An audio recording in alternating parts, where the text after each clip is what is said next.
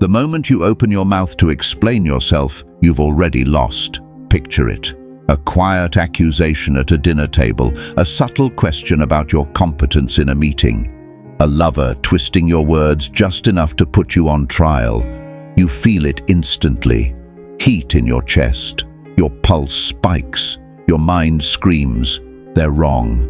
I need to fix this. I need to explain." So you speak, you clarify, you justify, you add context.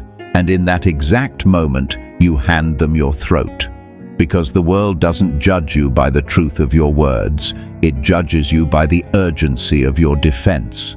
The one who explains submits. The one who defends accepts the other person's authority to judge them. Machiavelli once said, "He who seeks to be understood makes himself vulnerable." He understood something brutal that modern society tries to erase from you. Power is not about being right. Power is about who controls the frame. The moment you defend yourself, you step into their frame. You become the defendant in their courtroom. But what if you didn't? What if, when the attack comes, you do the one thing that terrifies manipulators more than anything else? Most people live as emotional puppets, pulled by the strings of other people's opinions. Someone frowns, they apologize. Someone accuses, they explain. Someone doubts, they panic. They live in constant reaction, constantly proving they are good, smart, or worthy. It's exhausting. It's suffocating. But there is another way. A way of moving through the world that is so detached, so sovereign, so psychologically sealed that insults don't hit you. They dissolve before they ever reach you. Now, if you're tired of begging, tired of reaching, tired of planning without progress, then you're ready. But this isn't motivation. This is self-conquest. So subscribe now and don't miss a single tip that makes you powerful and unstoppable. And drop this in the comments. Silence is my position of power. This isn't about being cold. It's not arrogance. It's a fundamental shift in where you pull your power from. Today, we're going to dissect the psychology of silence, why your biology betrays you in moments of conflict, and how to override that impulse with a strategy so sharp Machiavelli would have whispered it to a prince. I'm going to show you how to flip the power dynamic in seconds, how to make the attacker question their own reality, how to turn silence from nothing into a weapon of psychological destruction. But here's the warning. To master this, you must kill a part of yourself, a part you've been feeding since childhood, the part that begs to be understood, the part that needs permission to exist. If you can kill that need, you don't just become strong, you become untouchable. Let's begin. So why do you do it? Why is your first instinct to defend when someone doubts you? It goes back, way back. You're 5 years old, a teacher, a parent accuses you of something. What's the only escape? Explain yourself. I didn't break it, it just fell. I didn't hit him, he hit me first. You learned two things. 1, authority has the power to punish. 2, your safety depends on their approval. But here's the problem. You grew up, but your psyche didn't. Now you project that same dynamic onto everyone, your boss, your partner, a stranger online, even your enemies. And when you defend yourself, you're unconsciously saying, "You're the judge, I'm the child. Please accept my story so I can feel safe again." It's weakness, and humans, instinctual, primal, can smell it. Machiavelli once said, "It is much safer to be feared than loved." Translate that into today's world. It is much safer to be respected than understood. Drop this in the comments. Respect is silent. Desperation is loud. When you rush to defend, you choose to be understood over being respected. You're saying, Please understand me. Please see my intent. But a king doesn't explain his decree to a peasant. A lion doesn't explain its hunt to the gazelle. The moment you start rambling, giving reasons, showing texts, recalling past favors just to prove your point, you've already exposed the truth. Your inner stability depends on their agreement. You've handed them the key to your house, and once someone has the key, they can walk in and wreck the place anytime they want. This is the trap of the validating self. You think, if I just explain it clearly enough, they'll understand. They'll say, "Oh, I see now, you were right." But how often does that actually happen? Almost never, because the attack was never about the facts. It was never about the truth. It was always about power. They didn't accuse you to learn something. They accused you to see if you would jump, and you jumped. Machiavelli once said, "Men in general judge more from appearances than from reality." The first step to becoming untouchable is realizing the courtroom doesn't exist. There's no judge, no jury, only you and your perception of reality. When you stop treating people like judges, their accusations stop sounding like sentences. They start sounding like opinions. And opinions? Just noise. Now, what happens when you don't jump? Picture this. Someone throws a jab. You're being incredibly selfish right now. The old you would panic. "No, I'm not. I did this, this and that for you, just yesterday." Defensive, weak, reactive. But the Machiavellian you, they say, "You're being incredibly selfish right now." You look at them, dead in the eye, no blinking, no flinching. Your face, neutral. Your voice, silent. You let the silence hang. 3, 4, 5 seconds. Do you know what happens in that silence? A psychological vacuum opens up. Because the human brain fears silence during conflict. It signals rupture. It signals non-compliance. It says, "I'm not playing your game." Drop this in the comments. Silence speaks louder than justification. When you stay silent, you do something most people are too emotionally undisciplined to pull off. You reflect their energy right back at them. You force them to sit in the tension they created, and guess what usually happens? They crumble, they squirm, they have to speak again just to fill the void. I mean, you're not always selfish, just right now. Why are you looking at me like that? Suddenly they start defending themselves against your silence. The power has flipped. This isn't just silence. This is the grey rock method, weaponized. You become a void. And here's the thing about a void. You can't attack it. You can't punch mist. You can't cut water. You can't wound nothingness. When you don't resist with a defense, their attack slips right through you and throws them off balance. But this takes immense inner control because your ego, it's screaming inside your head. Fight back. Say something smart. Don't just sit there. You've got to leash that dog. Machiavelli once said, Machiavelli knew that the most powerful person in the room is the one who cannot be read. Meaning, stop trying to be morally correct. Start trying to be strategically untouchable. If you defend, you reveal your values. You reveal what hurts you. You reveal your buttons. You shout, "I'm not stupid." Now they know intelligence is your weak spot. You say, "I'm not a bad person." Now they know your moral image is your insecurity. Silence reveals nothing. It is a dark mirror, and when they look into it, they don't see you. They see themselves, their aggression, their manipulation, and it makes them uncomfortable. It makes them feel judged, which is ironic because you haven't said a single word. But let's be real, sometimes silence is not enough. Sometimes the situation requires words, but never defensive words. If you must speak, you never push back against the force. You pull it. You use the Aikido of conversation. There is a concept in dark psychology called agree and amplify. It creates a state of cognitive dissonance in the attacker. If someone accuses you of something absurd, defending yourself validates the absurdity. Instead, you do something they don't expect.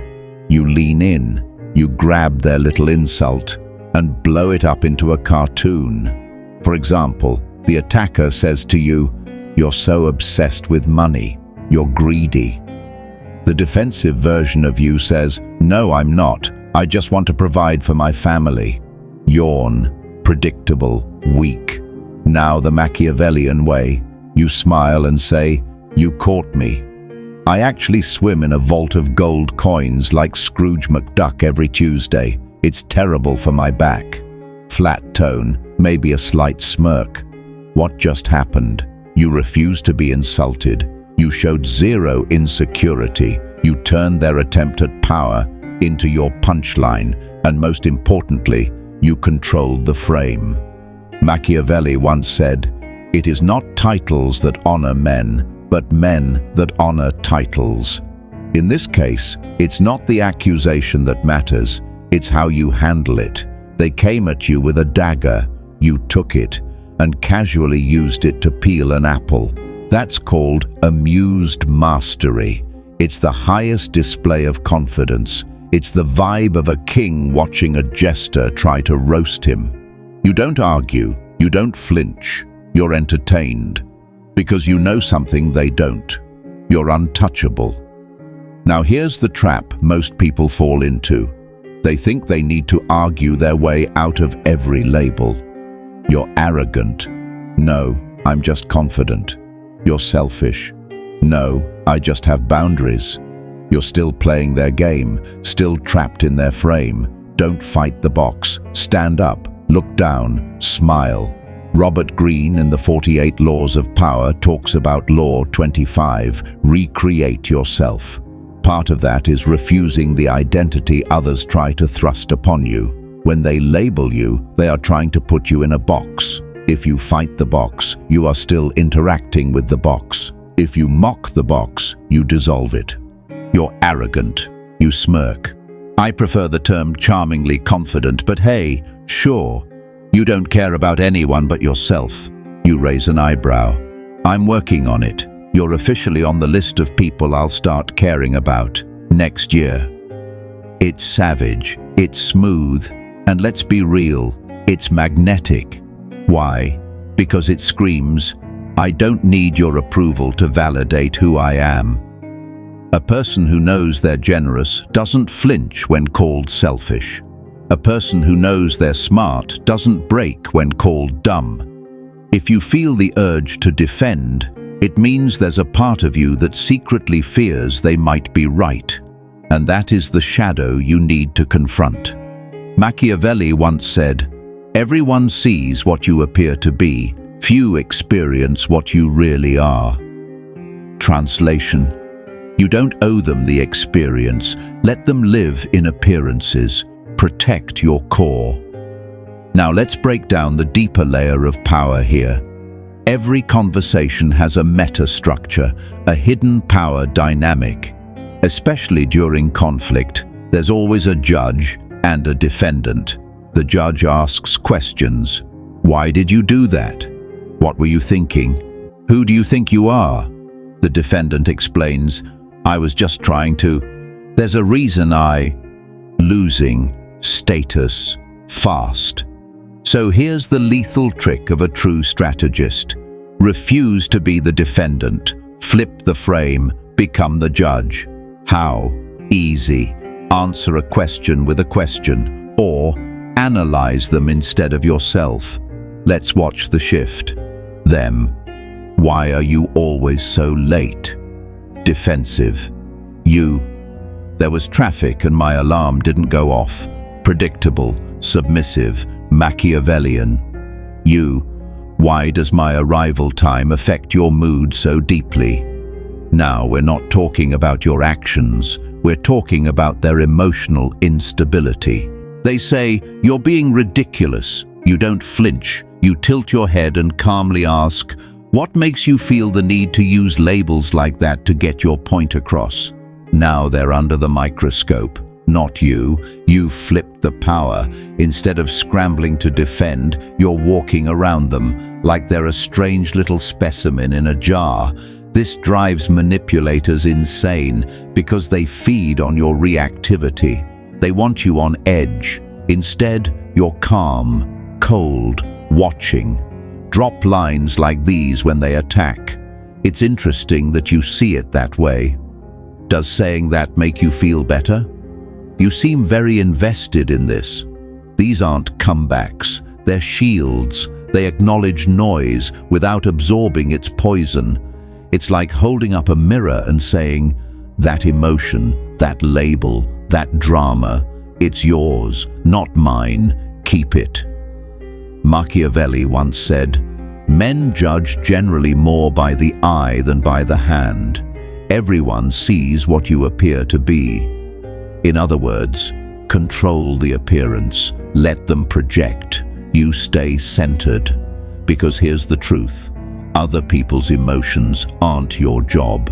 Their anger, theirs to process, their disappointment, their burden to carry. Every time you defend yourself, you're volunteering to carry their emotional luggage. Stop that. Let them sweat under the weight of their own reactions. Now, let's drop into the paradox. Sometimes the most aggressive, defensive, power-flipping move you can make is to agree, but not the way you think. This is not the agreement of submission, not weakness, the agreement of the abyss. Imagine they're yelling, accusing, trying to break you down, and all you do is look them dead in the eye and say, "You're right." And then, silence. "You're right. I can be difficult sometimes. You're right. I did mess that up." And that's it. This is called the fogging technique, and it's psychological judo. You accept nothing, you fight nothing, you absorb the attack and let it vanish into mist. Ever thrown a rock into the fog? What happens? Nothing. No sound. No impact. Just gone. That's what happens when you agree with an attacker strategically. You vanish their blow. You steal their momentum. They came charging, ready to break down a locked door. But the moment you open it, they fall flat on their face. Here's what they want. A fight. Here's what you give them. Fog.